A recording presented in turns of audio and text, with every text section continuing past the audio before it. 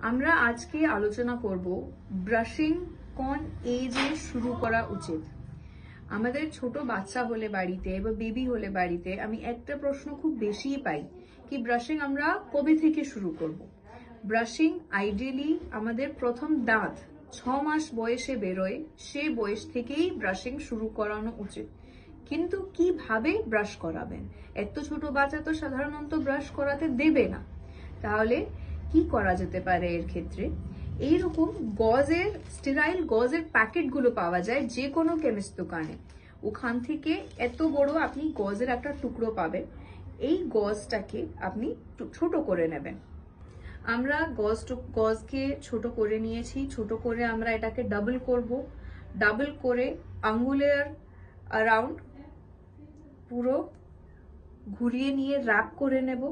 Rap করে বাচ্চার দাঁতের চারপাশে বুলিয়ে নেব হাত দিয়ে, হালকা হাত দিয়ে। কোনো প্রেশার, কোনো চাপ, কোনো ব্রাশ বা পেস্ট লাগানো দরকার নেই। গজের বদলে আপনি চাইলে একটা কাঁচা কাপড়ও ইউজ করতে পারেন। সেই কাপড়টাকে ভালোভাবে জলে ফুটিয়ে নেবেন। ফুটিয়ে নিয়ে ঠান্ডা করে তারপরে আঙ্গুলে জড়িয়ে সেম জিনিস আপনি সেটাতেও করতে পারেন, সেটাতেও দাঁত পরিষ্কার হবে।